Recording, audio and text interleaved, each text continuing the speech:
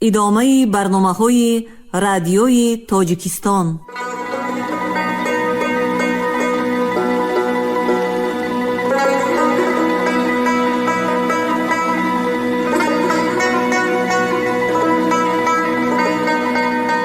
السلام علیکم شنونده های گرامی، با توجه شما گفتاری ادبی از سلسله خوانش بدیعی اثری نویسنده بزرگ تاجیک صدرالدین عینی، یادداشت‌ها در قرائت عبدالرشید خوجامقلوف، قسم دوم، گفتاری 36. این خانه ز خشتی کهنه انداختم، در وی جشن زرفتگان ساختم، تا اهل زمان ما بدانند که من یک عمر جوانی به چی ره باختم. مؤلف.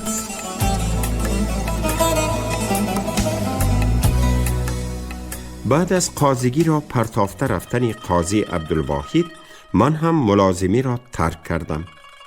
در زمستان همان سال روزی بسیار برف بارید و سرما سر شد.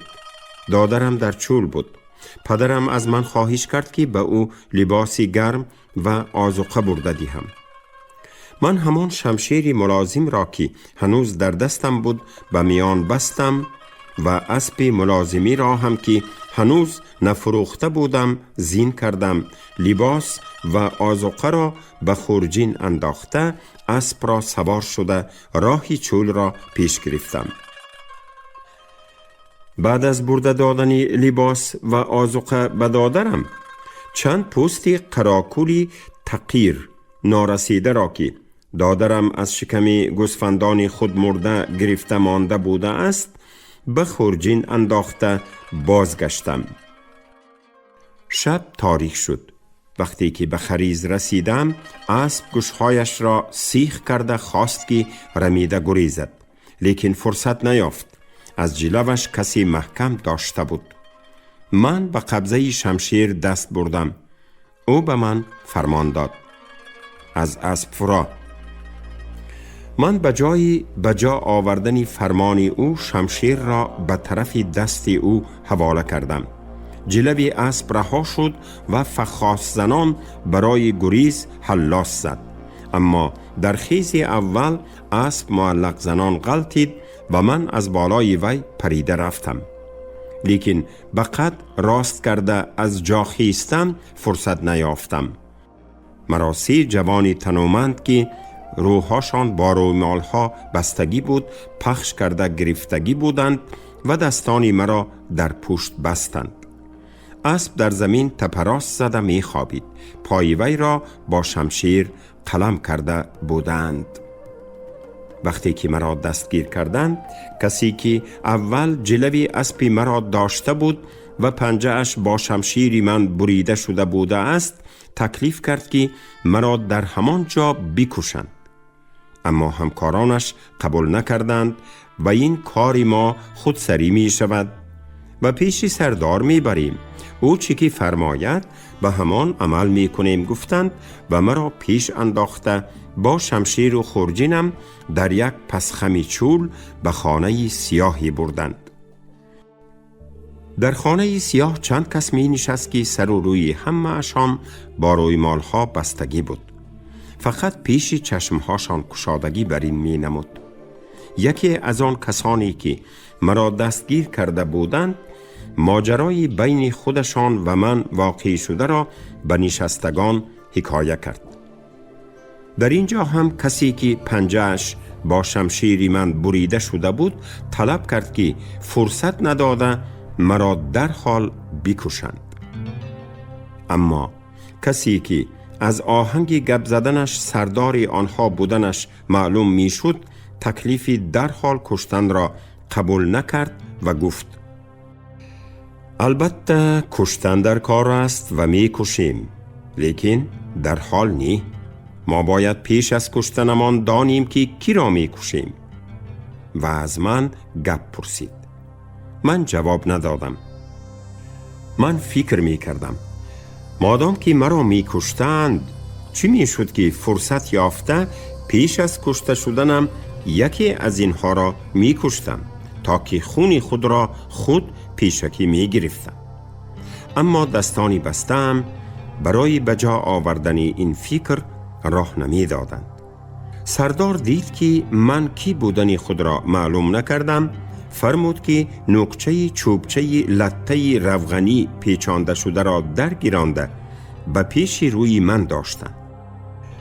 وقتی که روی من به آنها نمودار شد، آن کسی سردار مانند واه، این دوستی من، این کسی است که مرا از مرگ خلاص کرده است، گفت و به من چسبیده از سر و رویم بوسید و دستانم را با دست خود کشاد. آخر معلوم شد که این همان جوان بوده است که من 1 سال پیش از آن حادثه او را از دستگیر شدن به چنگ حاکمان رهایی داده بودم. تا آن وقت من او را دیگر ندیده بودم و نمی شناختم، اما او در روزی روشن چند بار مرا دیده و با پرسکاو شناخته مانده بوده است. بعد از آن حادثه ما با او دوست شدیم. بعد از آن که تقایم حکایتش را به این جا رسانید، گفت انا همین صاحب خانه همان جوان است که او را مجید کهکشانی می نامند. من آبرز مجید کهکشانی را در جلادان بخارا نام اثری خود نشان دادم.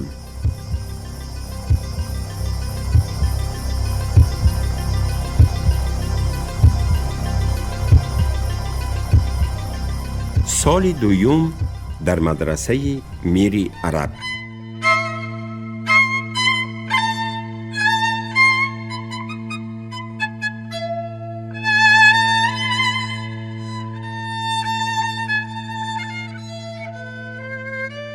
ما پگاهانی به شهر در آمده به حجره اکرم فرآمدیم که از کرکی آمده بوده است.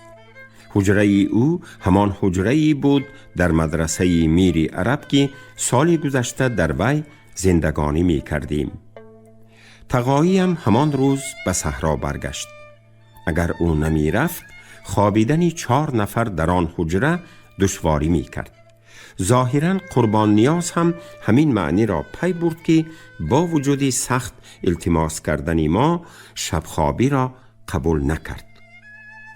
اول اکم برای به شهر بردن دادرم به من اظهار نارضایی کرد. بعد از آن که من احوال خاندان بابا و مردن دادر خودم را حکایه کردم، راضی شد و خوب کردی که آوردی، گفت. دامالله کنجکی هم ملا عبدالسلام و هم آشانی او هم آمده بودند. من مانندی پارساله باز به همانها آشپز شدم. درس هنوز سر نشده بود. از دلتنگی در پرده تریزه کاغذی به طرف کوچه کشاده شونده حجره را وا کردم که راهگذران را تماشا کردن نشینم. اما از کوچه یک بوی بدی طاقت ناپذیر آمد که دماغ کس را قریب بود ترکاند. این یک بدبویی بیگانه‌ای بود که هرچند فکر می کردم چی بودن وی را نمی یافتم. زود در پرده را پوشانده از حجره پایین فرآمده بر روی صحن بیرونی مدرسه برآمدم و به طرف شمالی صحن رفته به بالای بامی سماوارخانه به همان مقصدی تماشا کردن کوچه‌گردان نشستم. اما همان بوی بد در اینجا هم می آمد. ناچار به لب غربی صحن رفته نشستم. در آنجا بوی بد کم بود، اما به جای وی غلمغلی آدمان گوش کس را می ترکاند، چون که در آنجا در بین صحن مدرسه و مسجد کلان جامی یک جای تنگی چخور بود که در آن وقتها بازار غوزه بخارا در همان جا بود. صدها نفر دهقانان اطراف شهر صدها جوال و قنار غوزه آورده بارهاشان را در گرداگردی ترازوها کپانی بالای هم مانده منتظری برکشانده به غوزه جلابان دادن و در فکری بی سهو و خطا پولشان را از دست آدمان آن جلابان گرفتن بودند. پله برداران باشند گویا برای یگان دهقان را دلمانده نکردن، از 10-12 جوال یک باره برکش سر می کردند. من حیران بودم که آن پله برداران در عین زمان یک باره از چند دهقان بار برکشیده شموری هر کدام آنها را جداگانه چگونه نگاه می دارند و در شرایطی که باری هر ترازوی برکشیده شده را به چاشی یک جلاب دیگر می ریزند، باری کی را به کی دادنشان را چی نوع فراموش نمی کنند. من همین قدرش را می شنیدم که هر پله بردار به پیش هر دهقان که آید با آوازی بلند یک شماره را تکرار می کرد. مثلا به پیش یک دهقان 3 گفته رود، به پیش دهقانی دیگر 5 گویان می رفت. بسیار می شد که دهقان آن شماره را قبول نکرده، مثلا 5 نه 6 شد گفته فریاد می کرد. اما پله بردار به فریاد وی گوش نداده کار خود را دوام می داد. اگر دهقان نینک شخی کرده به دعوای خود سخت ایستد و برای قبول کناندن شماره خود به پله بردار از لب زغامه نگاه دارد، پله بردار زغامه را از دستی وی کشاله کرده گرفته، غوزه را به پیش جواری او به زمین ریخته به پیش یک دهقان دیگر که به او نگران است می رفت و تا زاری کرده التجا نمودن دهقانی حسابدان باری او را بر نمی کشید. در وقت پولی باری خود را گرفتنی هر دهقان نیز همین گونه جنجال سر می شد. دهقان شماره ای را که غوزه جلاب می گفت قبول نمی کرد و جلاب باشد به گپ خود سخت می ایستاد. اگر دهقان پله برداری خود را به شاهدی جیغ زند، او سری خود را یک جنبانده به کار خود رفتن می گرفت و از آن اشارتی وی دعوای دهقان را تصدیق یا رد کردنش را هیچ کس نمی فهمید. در اینجا هم اگر دهقان گردن شخی کرده به دعوای خود سخت ایستد، جلاب یا آدمی او حسابات او را یک سو مانده به حساب کردن دهقانی دیگر می گذشت که البته آنها از 10 کم نبودند.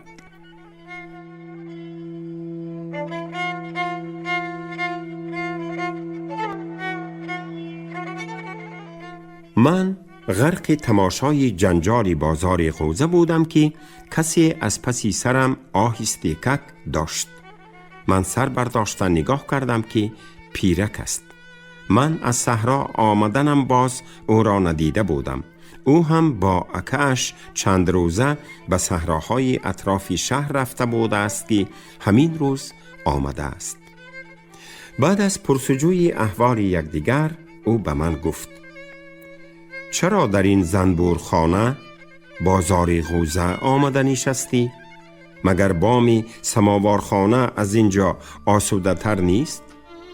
من بوی بدی آنجا را به او گفته چی بودن و از کجا آمدنی آن بوی را از او پرسیدم.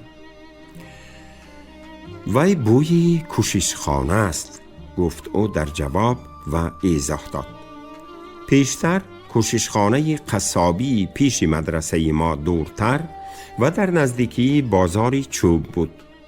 قصابان آنجا دوری می کند گفته از رئیس کلان رخصت گرفته به اینجا آوردند. پیرک علاوه کرد: چند سال باز این بوی بد نصیبی بازار چوبی ها بود. اهالی مدرسه میری عرب و مردم اطراف اینجا هم از این نعمت بهره برند گفته رئیس برای به اینجا آوردن کوششخانه رخصت داده است.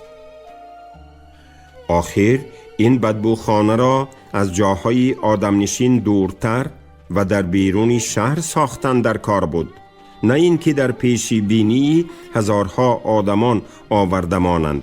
گفتم من با آهنگی تعجب و افسوس: آها، دیروز از صحرا آمدم و کلانان بخارا که خود را نازک طبیعت ترینی مردم دنیا می پندارند آزادگی فروشی می کنی.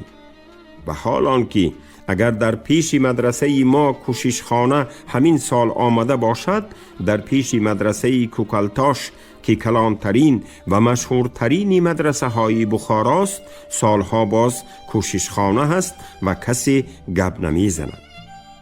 این را هم یک طرف مانیم. کوششخانه قصابی ریگستان در رو بروی ارک است و بویش راست به دماغ جناب عالی و میری خوشبیگی می رسد، اما شکایت نمی کنند. پیرک این سخنها را با آهنگ پیچین گفته کلانان بخارا را مسخره می داشت که من مقصدی او را فهمیدم. او سخن خود را دوام داد: در شهر بخارا غیر از قصابی پیش مدرسه ما باز 3 قصابی کلان است. یکی از آنها قصابی تگیشور است که از 100 دکان زیادتر دارد و کوششخانه وی در غربی مدرسه کوکلتاش در پهلوی مسجد جامع شیخ شاست که وی غیر علمای مدرسه کوکلتاش روزهای جمعه دماغ هزاران نفر جمعه خانان را هم خوشبوی می کند. دوم قصابی ریگستان است که در آنجا از 200 زیادتر دکان قصابی هست. کوششخانه وی در پهلوی مسجد مشهوری بالای حفظ و چنان که گفتم در رو بروی ارک امیر است. سیوم قصابی رسته خیابان است که کوششخانه وی در پهلوی مدرسه خیابان جای گرفته است. غیر از اینها در بازار نو، بازار خوجه، سری بازار غازیان و در دیگر بازارچه ها و چاربقالی ها قصابان هستند که مالهاشان را در درون دکانشان کشته می فروشند. پیرک خیلی شوریده رفته بود و در آخر به طرز علاوه گفت: حالا تو برای در درون شهر بودن کوششخانه گوسفندان و گاوان اظهار نارضایی می کنی و حال آنکه در درون شهر کوششخانه آدم ها هم هست. من یک قد پریده پرسیدم: و در کجاست و چگونه است؟ من یک روز به تو نشان می دهم، گفت پیرک، و مگر کاری داشت که از پهلوی من خیسته رفت. غلمغلی بازار غوزه از اولیش هم زیادتر بالا گرفته بود، اما به گوش من دیگر آن غلاغوله نمی در آمد، چون که خواص من به کوششخانه آدم ها بند بود. دا ملای کنجکی هم ملا عبدالسلام قصابی را به من شناسانده مانده بود که من باید گوشت آش را از وی می گرفتم. تو را خردسال گفته هم در برکش فریب می دهند و هم سیر استخوان کرده می دهند. خودم که تو را نشان داده و گوشت خوب دادنش را تعیین کرده ماندم، دیگر از فریب دادن ایبا می کند، گفته بود. من یک روز برای گوشت پیش قصاب رفتم که او نیست، اما دکانش گشاده است. از همسایه دکانش پرسیدم: صبر کن، حاضر می آید، گفت. چند دقیقه نگران شدم اما نیامد.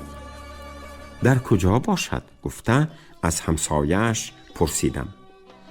در کوششخانه، حاضر می آید، گفت در جواب. کوششخانه در کجا؟ در همین جا نزدیک است، در سری پست کوچه ای را که در نزدیکی دکانش بود قصاب به من نشان داد. من در دل خود فکر کردم اگر قصاب دیر آید آش دیر می ماند که سبب رنجش خورندگان می شود. بهتر آن است که به کوششخانه رفته قصاب را جیغ زده آیم و در این میان منبع بدبویی را هم دیده می مانم و می فهمم که کوششخانه چرا اینقدر بوی بد می دهد. من رفتم. در این کوششخانه 2 طبقه کلانی گاودرا بود. وقتی که به آن در نزدیک رسیدم، بوی بد مانندی کردود به دماغم زدن گرفت. دماغم را با انگشتانم داشته درون رفتم. آنجا یک خانه 4 کنجه‌ای کلانی نیم تاریک بود که در 4 جای سقفش 4 ستون گذاشته بودند. در اطراف خانه قناره ها را در دیوار قطار زدگی بودند. در قناره ها نیمته های گوسفند آویزان می نمودند. در میان جای خانه یک خندق دراز رویه بود که دیوارهای وی با خشت پخته ساخته شده بود. در لب خندق از 2 طرف گوسفندان و گاوان را سلاخان می کشتند. خندق از خون پر بود. و بالای وی اشکمبه های مال های کشته شده را هم آنجا خالی می کردند که نموده می ایستاد. از میان جای شیفت کوششخانه در رو بروی میان جای خندق یک سوراخی بادکش بود که وی از حجره ما نموده می ایستاد. معلوم شد که آن بوی بد از همه پیشتر و بیشتر به حجره ما که بالا حجره بود می رفته است. من از پیش سلاخ‌ها قصاب خود را یافتم که وی در آنجا در پیش چشم خود گوسفندانش را می کشانید. من به او طلب خود را گفتم. او برای به من گوش دادن همراه من از کوششخانه برآمد. من در راه به او گفتم: خندق از خون و افلاسی قریب پر شده است. بعد از پر شدن چی کار می کنید تا؟ در آن وقت خون حیواناتی کشته شده به کجا می رود؟ در پس آن سرای خرخانه‌ای که در رو بروی صحن مدرسه بنا یافته است، یک چخوری کلانی آبگریز هست. آبهای برف و باران این کوچه در همان چخوری می رود. وقتی که خندق پر شد، سلاخان خونهای بسته را شبانه آنجا برده می ریزند که سگهای دیدو خورده می روند. دیگر چیکار می کردیم؟ گفت قصاب با تعجب. از دیدنی کوششخانه حیوانات در سر من خیال دیدنی کوششخانه آدمان نفرت انگیزانه پیدا شد و با وجودی نفرت انگیز بودنی آنجا، از بس که وی به تقدیر آدمان دخل دار بود، نادیده ماندنش برای من ممکن نبود. بنابراین من از پیرک سخت التماس کردم که او زودتر آنجا را به من نشان دهد. او وعده داد که فردا پگاهانی برده نشان می دهد. اگر طالعت تازد، خودی آدم کشی را هم تماشا می کنی، گفت.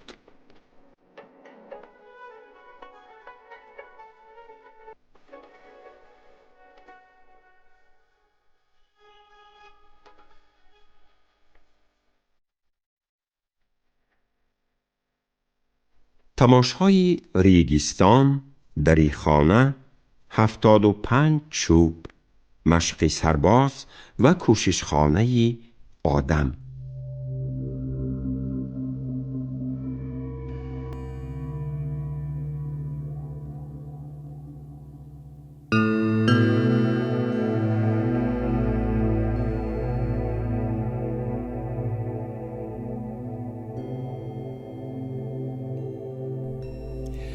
در تاریکی روز من و پیرک به طرف ریگستان روانه شدیم. نظر به قول پیرک اگر دیر مانیم در ریگستان برای تماشا جای خوب نمی یافتیم.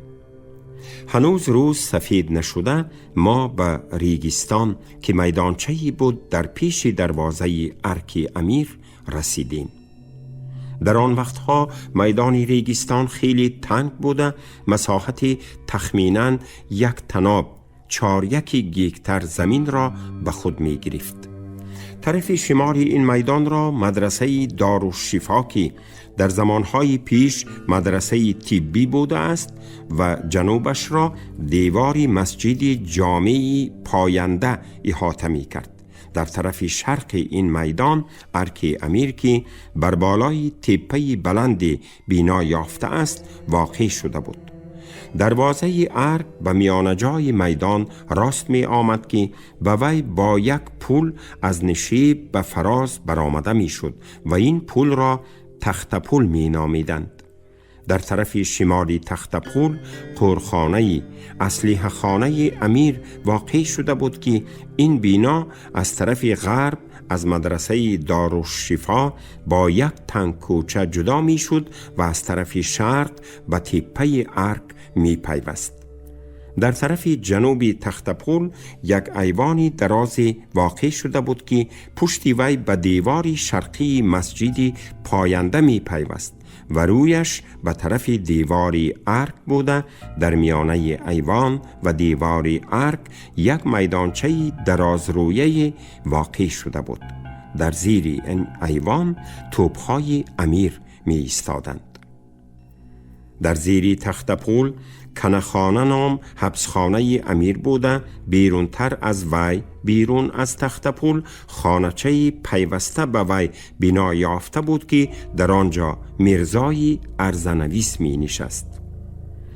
در میدان ریگستان در رو بر روی سری تخت پل پیوسته به دیواری مسجدی پاینده در پهلوی دری درآمد شمالی مسجد یک چند توپهای شاخداری قدیمی گذاشته شده بودند. طرف غربی میدان ریگستان اساساً کشادگی بوده به کوچه کلان می پیوست و بعد از کوچه تا بینای بالای حفظ نیز میدانی بود که در وی از شرق و غرب دکانچه های موقتی کپه مانندی میوه فروشی و عموماً خوراک فروشی واقع شده بودند. در وقتی که ما به ریگستان رسیدیم بامهای مدرسه دارالشفا و جامع پاینده از تماشابین ها پر شده بود. در زیر دیواری مسجد پاینده هم آدمان 2 قطاره 3 قطاره می نشستند. ما با وجودی بر وقت آمدنمان از جاهای باب مانده بودیم و به امید جای خوبتر یافتن نشستن از پیش قطاری آدمها به طرف شرق میدان رفتیم.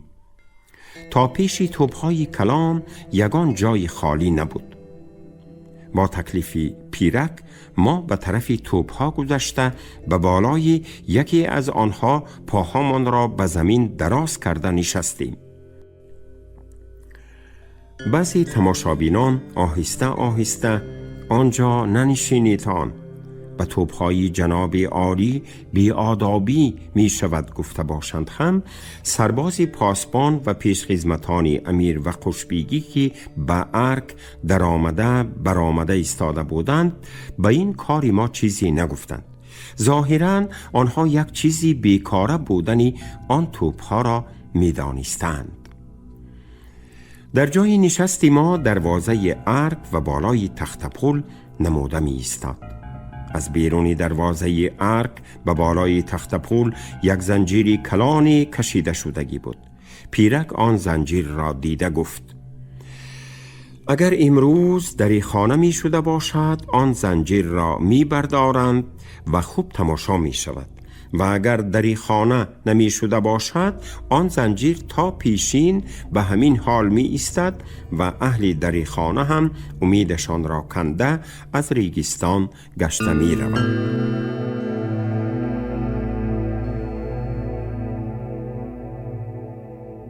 شما گفتار 36 رو از روی اثر نویسنده بزرگ تاجیک صدرالدین عینی یادداشت‌ها شنیدید. راوی عبدالرشید خوجامقولов، کارگردان شیرعلی نغزلی. پایان گفتار ادبی از سلسله خوانش بدیعی.